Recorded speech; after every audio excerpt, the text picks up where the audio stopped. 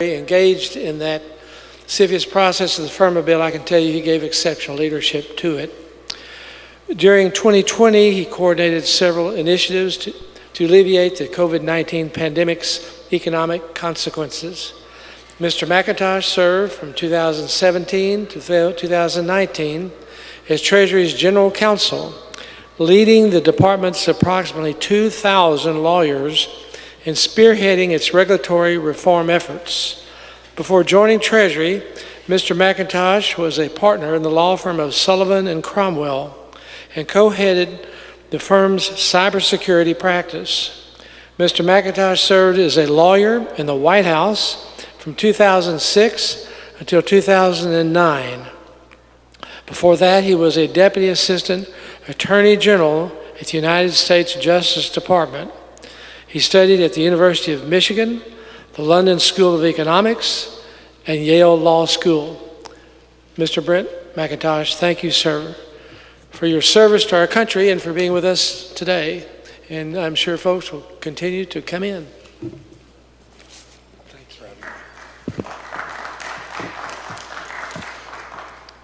Thanks. A sincere thank you to you, Congressman, for organizing this terrific event and for including me in it.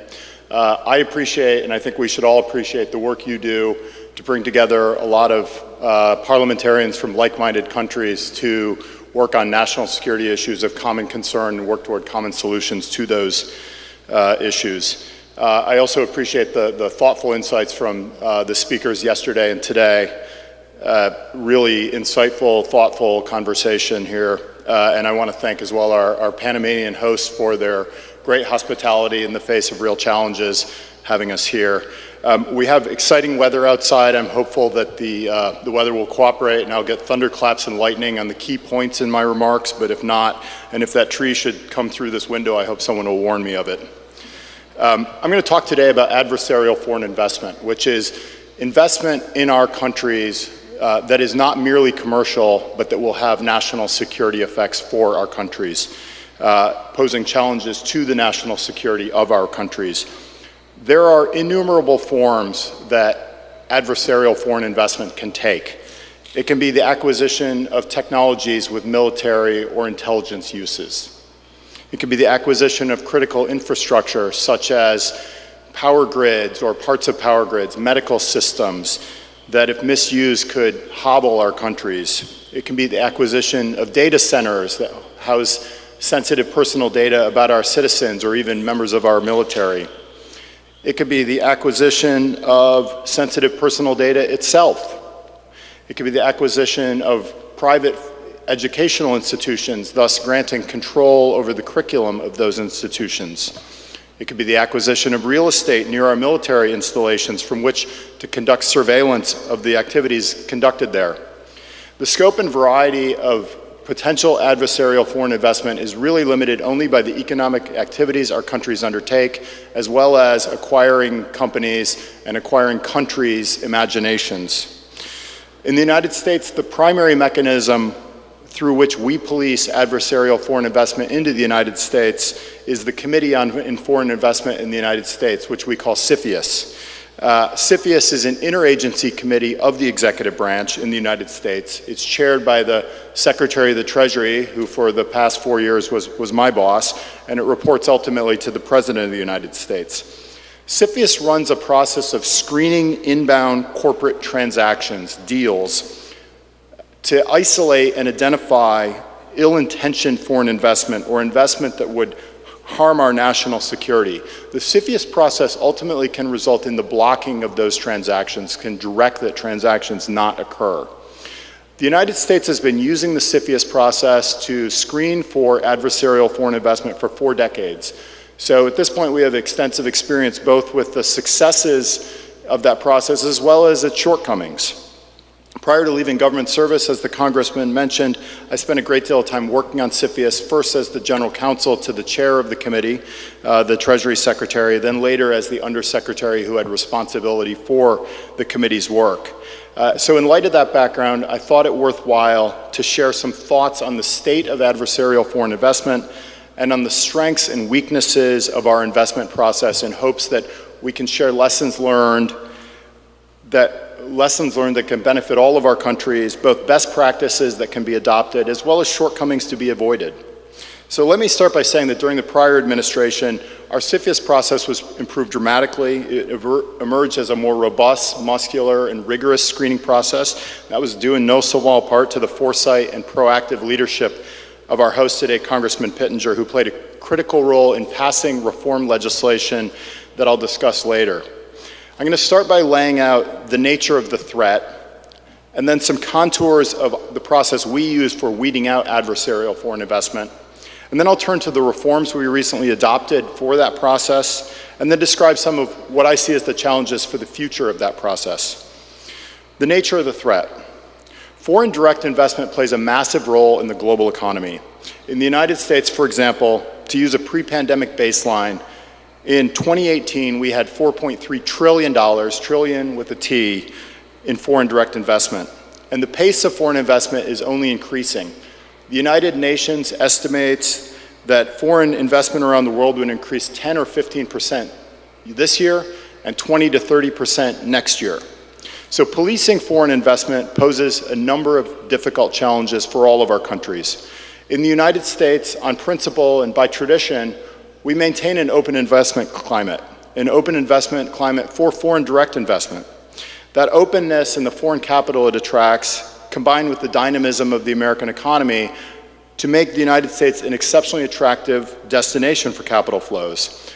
It's the largest economy in the world and deeply interconnected with other countries, which makes it difficult for any one government agency to stay on top of all transactions coming into the United States. The United States is also home to a great number of innovative companies, including cutting-edge technology companies that develop products whose ultimate uses may be unclear or indeterminate at the time of a particular transaction, making it difficult to determine what is and what is not sensitive technology. Finally, the United States is founded on constitutional principles that activities, whether economic or otherwise, are presumptively allowed, presumptively permitted, unless they are affirmatively barred by the legislature. And the legislature goes through the appropriate proceedings to bar them. Even then, there are constitutional freedoms that the government can't abridge. All this makes the threat environment for adversarial foreign investment a very challenging one, and the reality we see with regard to foreign investment reflects those circumstances. Over the past decades, and especially the past decade, we have seen increased interest in acquiring American companies, technologies, data, in situations where the transfer of those companies or data or technologies would pose a threat to the United States national security. And that activity has spanned many different sectors. There are obvious ones, technologies that have military uses and cutting-edge computing technologies, artificial intelligence, robotics, telecommunications equipment, providers of critical infrastructure. But it's critical to recognize that there are also any number of other sectors where the threat may be less obvious, but it's just as real. For example, social media companies that collect data on Americans, including members of our military, companies that run private schools, producers of goods that, while low-tech, are nonetheless single-source inputs into critical military technologies. I would say that for those of you who are interested in thinking about the range of threats that adversarial foreign investment can pose, the CFIUS team at the Treasury produces every year an annual report which categorizes a number of the different sectors from which these threats can emerge, and I would commend it to you. It's available, it's sent to Congress and available publicly on the Treasury website. It's eye-opening the range of potential threats. Just as there are many different sectors from which adversarial foreign investment can emerge, it's also true that threats can originate from many different countries, not just obvious adversaries. To be sure, and this will be no surprise, a substantial fraction of the CFIUS transactions we review and that have been drawn public attention in recent years have originated from China. That's consistent with overall investment trends in recent years. The most prevalent country from which CFIUS transactions emanate, problematic or not, has been China. For example, in the period 2017 to 2019, nearly 700 transactions were reviewed by CFIUS. 140 of those were Chinese originated, which is about 20%. No other country accounted for more than 100. But it's important to note that according to our CFIUS review, not every Chinese transaction is problematic, and not every problematic transaction is Chinese. On the contrary, we see threats emerging from many different countries. The diversity of different threat vectors teaches us that all transactions must be evaluated individually, carefully, on a deal-by-deal basis. Exacerbating the difficulty of doing that review, we have to recognize that it's often difficult to determine the nationality of the acquirer.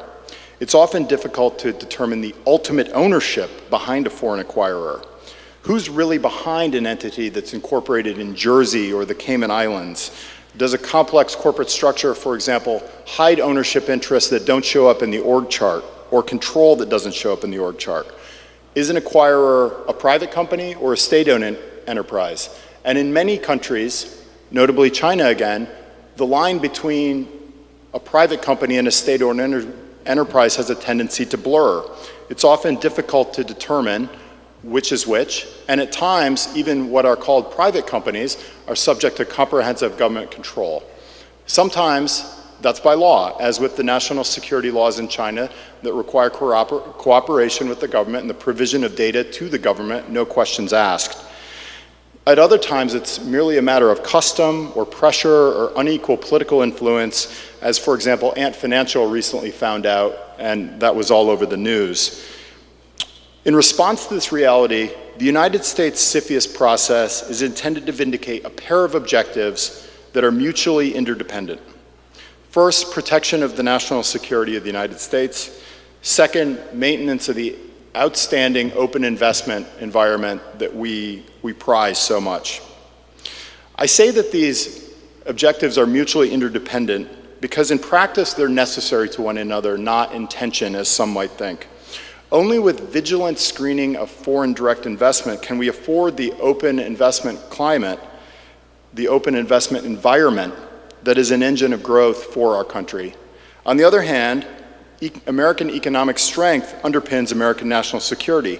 So we pursue these twin goals through an investment review process that's chaired by the Treasury Department and incorporates input from more than a dozen federal agencies. That allows us to bring to bear expertise that ranges from financial to industry-specific to the highly classified intelligence inputs that are provided in our reviews.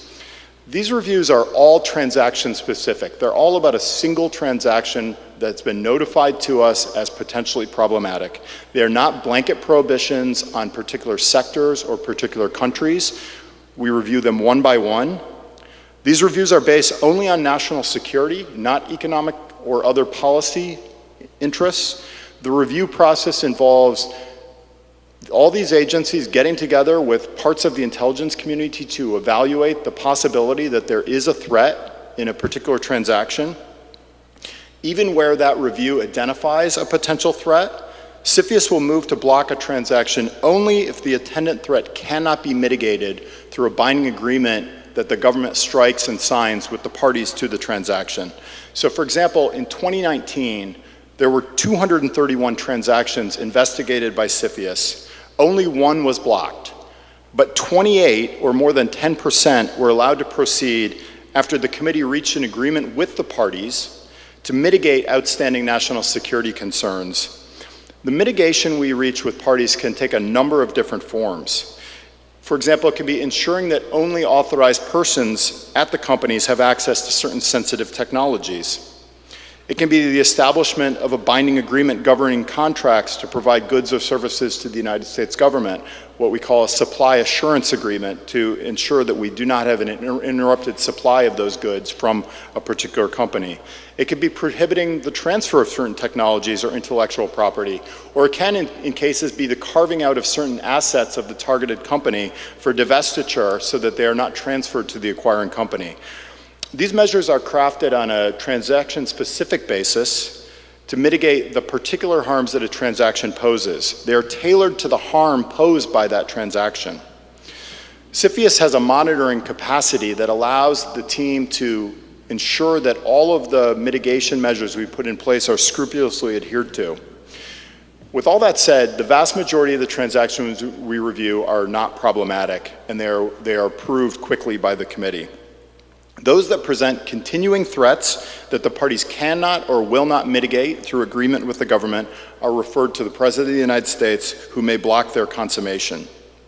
Each transaction is different, and each implicates the interests and expertise of different agencies within our executive branch, all of whom are around the table for these discussions. On deals involving technologies with military uses, for example, the Department of Defense may be a critical player in discussions. On deals involving critical infrastructure, the Department of Homeland Security may play a central role. On deals involving pharmaceutical or chemical manufacturing or medical device production, the key agencies might be the Department of Commerce or of Agriculture, or even the Department of Health and Human Services, which is not normally a member of the committee, but we can bring into the committee's considerations where the expertise of a particular agency is necessary. All of these agencies have CFIUS units embedded in them, some of them larger than others. Treasury's is by far the largest because of the chairmanship of the committee.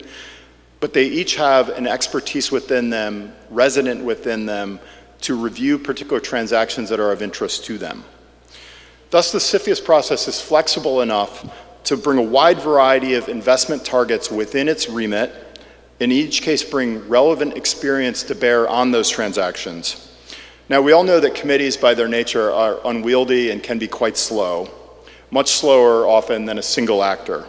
But using a committee in the United States is how we ensure that the relevant experts are at the table for each of these transaction reviews.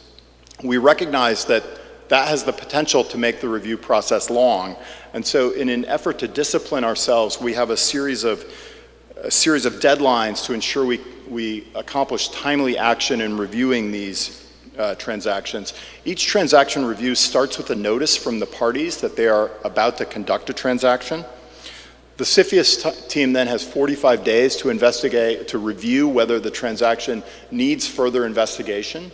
If it does, then there's a 45-day investigation period during which there's intensive interaction with the parties to get the information necessary to determine whether there is a national security threat. And after that pair of 45-day periods, if the CFIUS committee determines that there is a threat that justifies taking a transaction to the president and mitigation cannot be achieved, the president then has 15 days in which to act to block the transaction or not do so. We think these deadlines strike a reasonable balance between moving quickly in a way that's commercially viable and nonetheless doing a thorough and thoughtful review of the national security aspects of a particular transaction poses. We always strive to act within these deadlines. There are times when a particularly complex transaction will require extensions, but it is always our goal to act within the deadlines. One of the lessons of modern policymaking is, of course, that no tool is perfect forever. And we must always be aware of the way in which the problems we are attempting to solve adapt to the measures that we have put in place to solve them or evade those measures. Investment screening in this regard is no different. Decades of experience with CFIUS have given American policymakers a clear view of which investments have adapted to evade CFIUS effects and the areas in which CFIUS could or should be amended or improved. As a result, the most expansive reforms in CFIUS's 4-decade history were enacted in August of 2008 in the Foreign Investment Risk Review Modernization Act, which we affectionately call FIRMA. And Congressman Pittenger was a key architect of this work. These reforms were fully in place as of February of last year, 2020, when the extensive regulatory revisions we had to put in place to make the law effective were finally in place. With FIRMA, Congress expanded our investment security screening authorities to better address national security concerns arising from transaction forms that were previously outside our jurisdiction. In particular, CFIUS had previously reviewed only transactions that conferred control of the target company. We found that some investors were structuring transactions that didn't confer control, but did confer the sort of rights that posed exactly the same national security concerns as a control transaction would have, but managed to skirt CFIUS's jurisdictional boundaries. For example, a transaction might be structured so the investment didn't confer control of the target company, but did give the investing company access to or control over critical technologies that the target company manufactures. With FIRMA, we closed that loophole in very sensitive areas. we can now refuse certain non-controlling transactions that would provide a foreign acquirer rights, access, or involvement in a U.S. business involved in critical technologies, critical infrastructure, or sensitive personal data of American citizens. Additionally, Congress closed a loophole in CFIUS jurisdiction by permitting review of certain transactions involving real estate that was proximate to military institutions. So we're no longer allowing our adversaries to buy purchase from which to spy on our military. At the same time CFIUS's jurisdiction was expanded, it gained greater resources and staff to proactively identify transactions that might be subject to CFIUS, but where the parties did not notify us of the existence of the transaction, which was always a concern of ours, that we wouldn't be notified of a transaction, we'd learn of it only after the damage had already been done. And we developed a process for short form filings to expedite the process for certain forms of transactions. So expanded jurisdiction, expanded surveillance authorities, and more robust processes, all of which required substantial expansion of the staff and resources we dedicate to CFIUS, and we implemented that expansion over a 2-year period after the passage of the reform legislation during a time of intense programmatic activity for the CFIUS team. We couldn't stop and do the reforms while not approving transactions. So at the same time we had an increased pace of transaction, we were implementing the reforms. My friend and former colleague, Tommy Feddo, recently provided some data on CFIUS's functioning in a Wall Street Journal column. Between the passage of FIRMA and the end of the Trump administration, CFIUS reviewed transactions valued at more than $400 billion. In 2019, we reviewed 5 times as many transactions as CFIUS had reviewed in 2009, so a massive increase in just 10 years. More transactions were blocked in the past 4 years than had been blocked in the entire history of the committee. Still not a large number, but a meaningful change in the posture of the committee. So we're proud of the health and the strength and the vigor of our investment security screening regime. It's as effective and well-resourced as it's ever been, but that said, we'd be foolish to think that our work is done. I want to identify at least 2 significant challenges that we confront. First is international coordination. In an interconnected world where data and technologies are often shared among like-minded countries, we can't afford weak links in our screening process in any country. That's why after the reform legislation was passed, our Treasury team consulted with scores of foreign partners to assist them in establishing and maintaining their own rigorous investment screening regimes, and we're seeing real improvements in a number of countries. Our Treasury team could be counted on to provide unvarnished advice to our foreign partners from our 4 decades of experience on both best practices to be adopted and stumbles to be avoided. As the digitization of the economy accelerates, as information becomes even more central to our economic success, and as cross-border data flows multiply, it'll be all the more important for like-minded countries with market economies and open investment environments to coordinate closely on investment screening.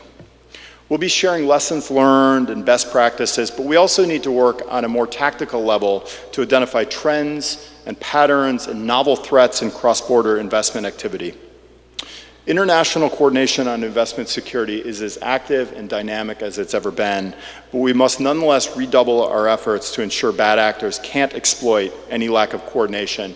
So for those of you who are interested in this topic, I would urge you to contact the team currently at the U.S. Treasury if you have questions or thoughts or want to talk through some of these issues. Second and greater challenge we face in this space is the evolving threat environment. In that regard, there are 2 different forces at work. One is a change in our adversaries' tactics, the other is a change in their goals. Regarding tactics, start with the premise that our investment security screening regime is very effective at what it does, which is to say it's very effective at deal-by-deal transaction analysis for transactions that fall within its jurisdiction. It's good at finding irremediable threats from particular transactions.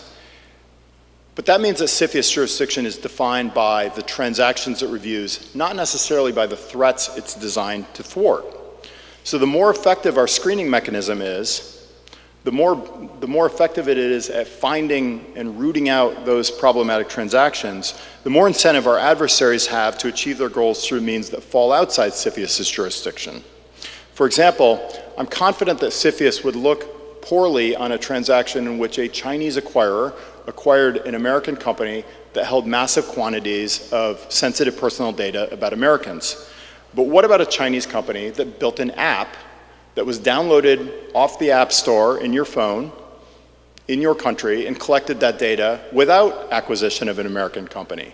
That sounds familiar to all of us, and that's not necessarily a transaction that falls within CFIUS's jurisdiction.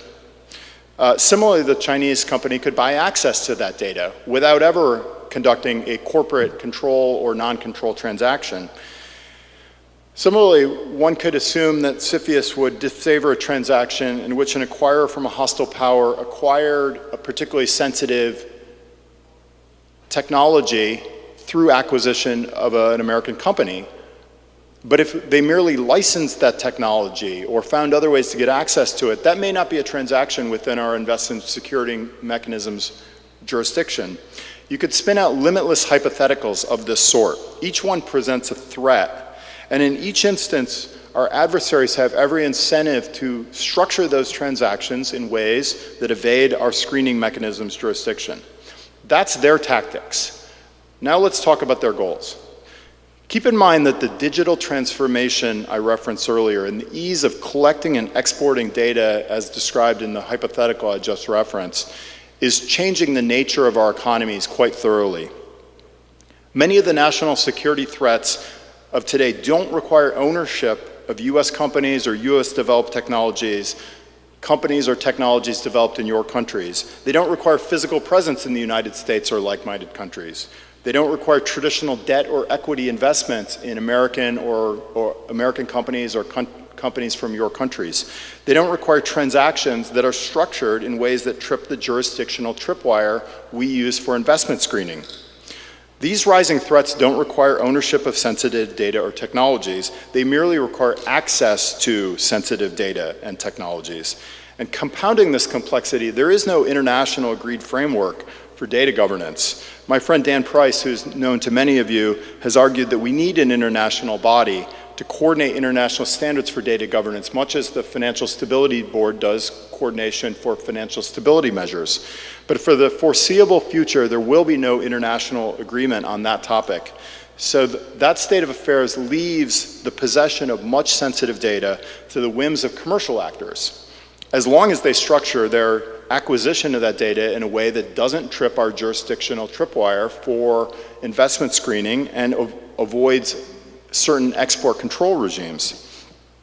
To address these sorts of adversarial tactics and this sort of evolving digitized vulnerability, it's vital to recognize that our investment screening process is just one part of an integrated suite of tools of economic statecraft, all of which serve to protect our national security and secure our foreign policy objectives. This suite includes CFIUS and other investment screening mechanisms that countries deploy, but it also includes sanctions and AML and CFT, as we've been discussing at this conference, export controls, blacklisting, entity listings, etc. And while our investment screening mechanism is as strong and effective now as it's ever been, neither investment screening nor any other tool of economic statecraft is infinitely flexible. Where the threat of adversarial foreign investment comes in a form that doesn't fit easily into our investment screening mechanism, it's prudent to look for other means by which to combat that harm, such as the use of export controls and entity listings. Even considering the full suite of tools of economic statecraft at our disposal, there are inevitably threats that fall beyond the jurisdiction or capability of those tools, as we've traditionally understood them.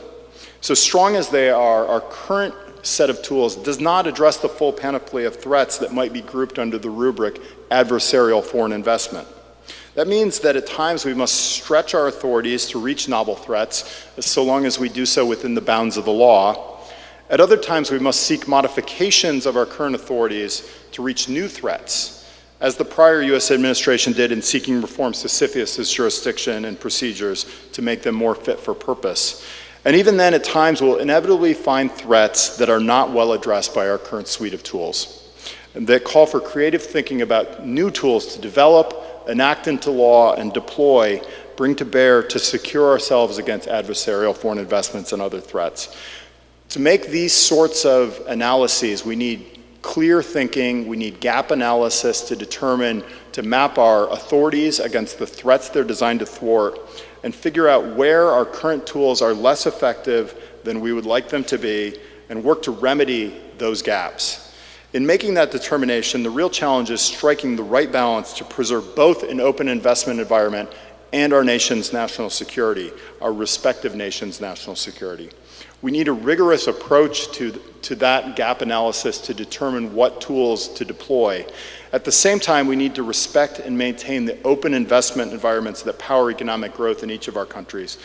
Striking that balance will require prudence, vigilance, and creative thinking, and it will also require the international collaboration that events such as this one represent. Thanks very much. Muchas gracias.